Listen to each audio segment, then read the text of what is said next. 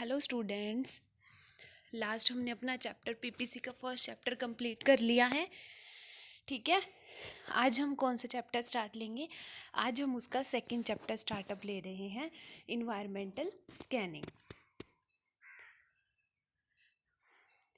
ठीक है, तो सबसे पहले हमें ये पता होना चाहिए भाई इन्वायरमेंट स्कैन क्यों करते हैं। देखो, आपके पास बहुत सारे स्वोट एनालिसिस सुना है ना।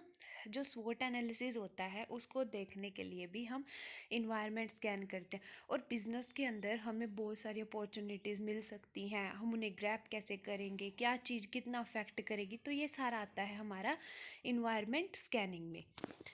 देन जो बिजनेस के डिसीजंस होते हैं ना, वो ज़्यादातर दो फैक्टर के ऊपर डिपेंड करते हैं। उनके आगे जो सब पार्ट हैं वो बहुत सारे हैं, लेकिन जो बेसिकली हम अगर मेन पार्ट की बात करें तो जो हमारे बिजनेस के डिसीजंस होते हैं वो दो दो फैक्टर से इन्फ्लुएंस होते हैं, अफेक्ट होते हैं। मतलब एक internal factor, then external factor. जो इंटरनल फैक्टर होता है ना उसके ऊपर आपका फिर भी कंट्रोल होता है। ठीक है, क्योंकि वो कहाँ है, विद इन द ऑर्गेनाइजेशन। तो विद इन द ऑर्गेनाइजेशन आप थोड़ा बहुत चेंजेस कर सकते हो जितना आप चाहते हो।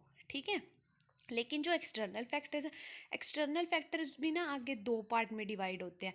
एक होता है माइक्रो इन्वायरमेंट, एक होता है मैक्रो इन्वायरमेंट। जो माइक्रो इन्वायरमेंट होता है ना, उसमें आप चेंज कर रहे हो, थोड़ा बहुत चेंज कर रहे हो। जैसे इंटरनल में फिर भी उसके कंपैरिजन में आप थोड़ा ज़्यादा कर सकते हो, लेकिन जो माइक्रो है, माइक्रो में आप थोड़ा चेंज कर सकते हो। लेकिन जो मैक्रो इन्वायरमेंट होता है ना, उसके अंदर आप कोई चेंज नहीं कर सकते। ठीक है, जैसे लीगल इन्वायरमेंट हो गया, टेक्नोलॉजिकल इन्वायरमेंट हो गया, इनके अंदर आप तो नहीं चेंज कर सकते कि भाई आपका मन कर रहा है कि आप चलो लॉ बदल दो, ऐसा तो नहीं हो सकता। तो ये सारे कौन से फैक्टर्स होते हैं जो मैक्रो के ये एक्सटर्नल फैक्टर्स होते हैं, क्योंकि इनके ऊपर हमारा कोई भी स्टेप हम नहीं ले सकते अगर कोई चेंज आ जाता है। ठीक है, मतलब हमें चेंज ही करना पड़ेगा, अपना स्टेप अलग लेना पड़ेगा, लेकिन हम उन्हें चेंज नहीं कर सकते। ठीक है, तो बिजनेस डिसीजंस में दो फैक्टर्स की बात करी है, internal factors then external factor. उसके बाद आता है जो बिजनेस इन्वायरमेंट होता है ना, वो दो चैलेंजेस देता है एक एंटरप्राइज को। दो चैलेंजेस कौन कौन से देता है? सबसे पहले, जब भी आप बिजनेस करते हो तो आपके बिजनेस में कुछ ना कुछ थ्रेट्स तो होंगे ही। ठीक है, ये थ्रेड्स होंगे आपके बिजनेस के अंदर, कुछ ना कुछ तो होंगे। ठीक है, थ्रेड्स में क्या आ जाता है, जैसे कि भाई कुछ जो आपको जिस चीज़ का कुछ डर है या कोई चीज़ हो सकती है। ठीक है, तो इन्वायरमेंटल में ना कुछ थ्रेड्स होंगे, कुछ ना कुछ कमियां ज़रूर होंगी जो आपको देख के चलनी पड़ेंगी। देन आता है, अब बिजनेस के अंदर ज़रूरी तो नहीं है कि सारे थ्रेड्स ही होंगे, कुछ ना कुछ बिजनेस के अंदर अपॉर्चुनिटीज़ भी होती हैं। तो आपको क्या करना है, यहाँ बिजनेस की अपॉर्चुनिटीज़ को भी देखना है। उसके बाद क्या आता है, जो इन्वायरमेंटल एनालिसिस होता है ना, वो फर्स्ट स्टेप होता है हमारा स्ट्रेटेजिक मैनेजमेंट का। ठीक है, स्ट्रेटेजिक मैनेजमेंट आप सबने फर्स्ट ईयर में की होगी।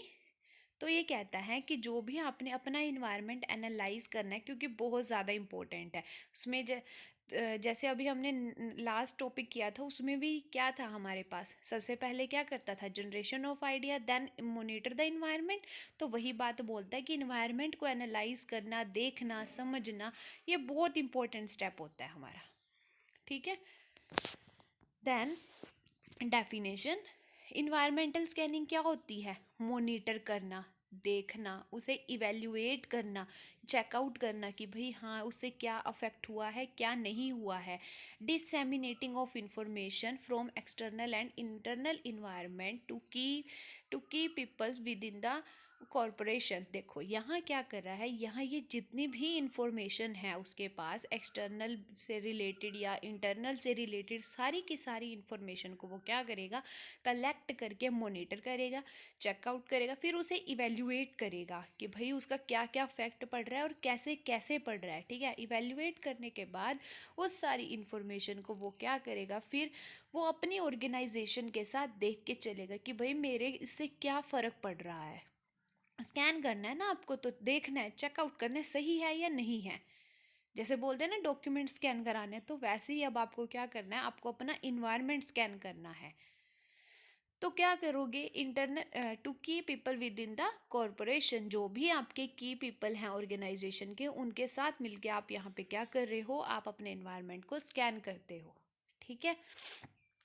एक corporation uses this tool to avoid strategic surprise. ये जो एक ऑर्गेनाइजेशन होता है या कोई कॉरपोरेशन होती है ना, वो इसे किस लिए यूज़ करती है, ताकि वो क्या कर सके, अवॉइड कर सके स्ट्रेटेजिक सरप्राइज। जो उसे स्ट्रेटेजिक सरप्राइज मिलने वाले हैं, जो उसे एकदम से सरप्राइज मिलने वाले हैं ना, मतलब जैसे मान लो कि पहले स्कैन करना शुरू कर देते हैं, पहले हम इन्वायरमेंट को पढ़ना शुरू कर देते हैं कि भाई जोन से फैक्टर्स हमारे अंडर हैं जिनमें हम थोड़ा बहुत चेंज कर सकते हैं, उनमें तो कर सके। तो इसलिए ये सब कुछ किया जाता है। ठीक है। और जो हमारा बिजनेस है उसकी लॉन्ग टर्म हेल्थ हो सके, वो थोड़ा लंबा चल सके। ठीक है। स्कैन करना, चेकआउट करना कि भाई क्या क्या चेंज करूँ मैं अपने बिजनेस के अंदर, अपने इन्वायरमेंट को देख के जो चेंजेस पॉसिबल होते हैं वो आप करते हो, और जो पॉसिबल नहीं है, ठीक है, जैसे मैक्रो इन्वायरमेंट हो गया, तो आप उसे स्टडी तो करोगे, लेकिन वहाँ इतनी अच्छी एस्टिमेशन हमारी नहीं चलती। ठीक है। तो देन उसके बाद आता है कि भाई इसका पर्पस क्या होता है, जो आप इन्वायरमेंटल स्कैनिंग करते हो इसका पर्पस क्या है, करते क्यों हो ये। सबसे पहला point, effective utilization of resources. एक तो आप अपने रिसोर्सेज का बहुत अच्छे से यूज़ करोगे। अब आपने अपना इन्वायरमेंट देख लिया, सारी चीज़ें देख लिया आपने, इंटरनल फैक्टर्स भी देख लिए, एक्सटर्नल फैक्टर्स भी देख लिए। उसके बाद आप क्या करोगे, जितने भी आपके पास रिसोर्सेज हैं आप उनका इफ़ेक्टिव यूज़ करोगे। जहाँ जितने रिसोर्सेज की नीड है आप वहाँ सिर्फ उतने ही रिसोर्सेज दोगे, और फिर उनका प्रॉपर यूटिलाइजेशन किया जाएगा। ठीक है। Then constant monitoring of resources. उसके बाद आप अपने रिसोर्सेज को कॉन्स्टेंटली, मतलब टाइमली उसे देखते रहोगे, चेकआउट करते रहोगे, मॉनिटर करते रहोगे कि भाई जो मेरे रिसोर्सेज हैं वो कांस्टेंट हैं कि सही है, कम ज़्यादा तो नहीं है। तो क्या करना है आपने, यहाँ पे जितने भी आपके रिसोर्सेज हैं आप उन्हें क्या करोगे, चेकआउट करते रहते हो। कमी है तो वहाँ प्रोवाइड करोगे, ज़्यादा है तो वहाँ से निकाल के आप दूसरी जगह शिफ्ट कर दोगे। ठीक है। Then strategy formulation. अगर आपको कोई भी स्ट्रेटजी बनानी है, ठीक है, अपने कॉम्पिटिटर को देख के या अपने इन्वायरमेंट को देख के, तो आप तभी बना पाओगे जब आपने सारे स्टेप स्टडी किए होंगे। तो यहाँ क्या होता है, आपने अपने सारे फैक्टर्स देख लिए, उसके बाद आप क्या करते हो, जो भी आपको स्ट्रेटजी बनानी है अपने कॉम्पिटिटर को देख के, जैसे स्ट्रेटजी अपने कॉम्पिटिटर को देख के बनाई जाती है ज़्यादातर, तो क्या करना है आपने, फिर आप अपनी स्ट्रेटजी को बनाओगे कि मेरी स्ट्रेटजी कैसी बनी है और दूसरों की कैसी है, कंपैरिजन हो जाएगा ना। तो क्या करते हो, आपने अपनी स्ट्रेटजी को बनाना है। उसके बाद आता है identification of threats and opportunity. ये पॉइंट हमारा वहाँ भी आया था पहले। तो ये बोलते हैं कि हम आइडेंटिफाई करेंगे कि थ्रेट्स क्या हैं और अपॉर्चुनिटीज़ क्या हैं। कोई चीज़ थ्रेट्स भी हो सकती हैं आपके लिए, और कोई चीज़ आपके लिए अपॉर्चुनिटीज़ भी हो सकती है। तो आपको आइडेंटिफाई करना है कि भाई मेरे लिए थ्रेट क्या है और अपॉर्चुनिटी क्या है। कहीं आप अपॉर्चुनिटी को थ्रेट ना समझ लो और थ्रेट को अपॉर्चुनिटी ना समझ लो। तो इसलिए आप, अगर आप पहले ही स्टडी कर लेते हो तो आपको आइडेंटिफाई करना ईजी हो जाता है।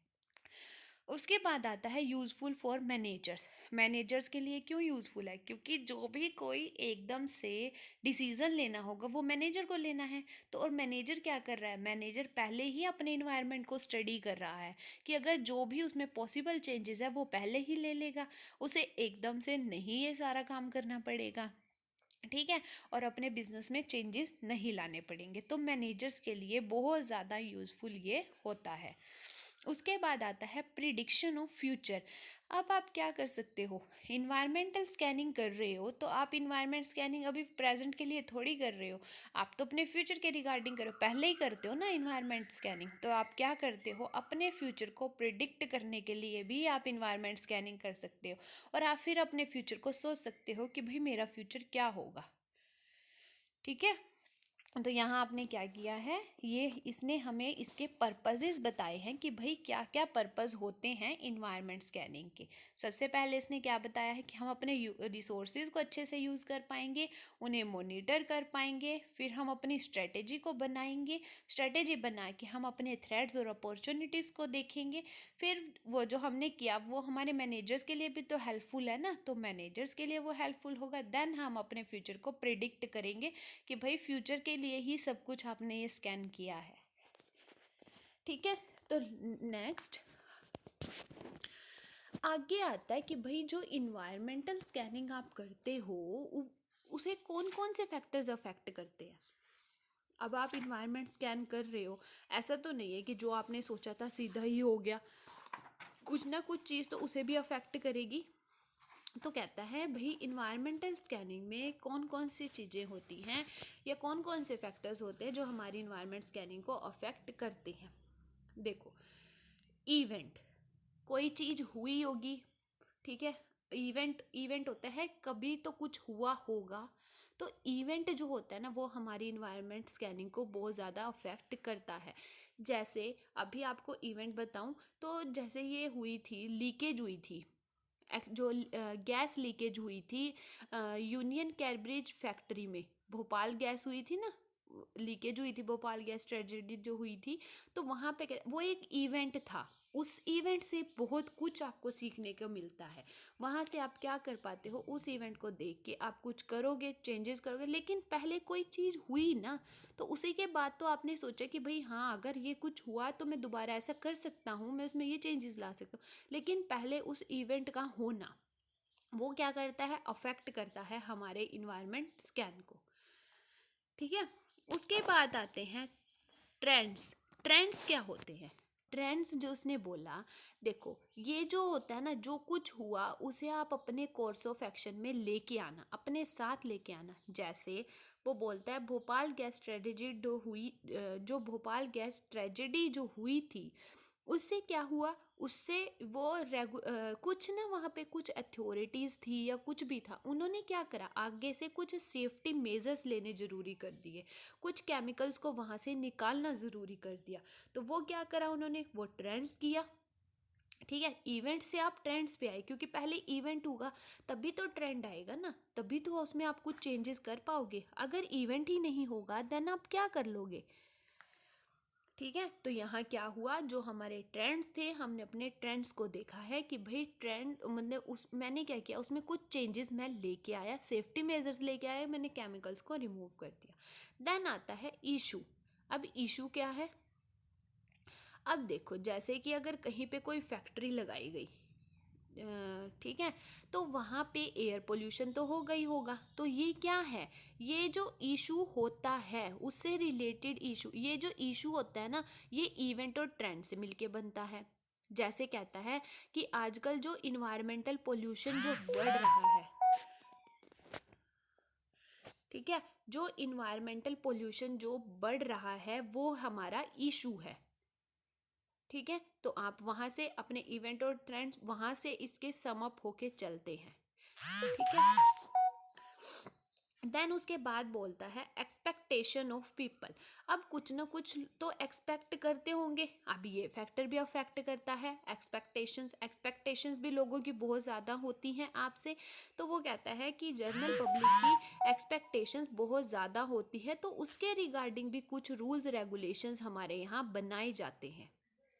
ठीक है, तो जब भी आपको अपने इन्वायरमेंट को स्कैन करना है तो आपको ये 4 के 4 फैक्टर्स हमेशा लेके चलने पड़ेंगे, तभी आप अपने इन्वायरमेंट को स्कैन कर पाओगे। और ये फैक्टर्स अफेक्ट करते हैं। ठीक है, इवेंट ने क्या किया, थ्रेड्स लेके आया, उसके बाद इशू, कुछ ना कुछ इशू भी बना होगा, तो उसके बाद आया कुछ ना कुछ लोगों ने आपसे एक्सपेक्ट भी करना है, तभी आप अपने इन्वायरमेंट को स्कैन कर रहे हो ना। तो ये सारे के सारे फैक्टर जो होते हैं हमारे इन्वायरमेंट को अफेक्ट करते हैं, हमारी इन्वायरमेंटल स्कैनिंग को अफेक्ट करते हैं। ठीक है, कि इसके अकॉर्डिंग हमें कुछ ना कुछ चेंजेस लेके आने पड़ेंगे।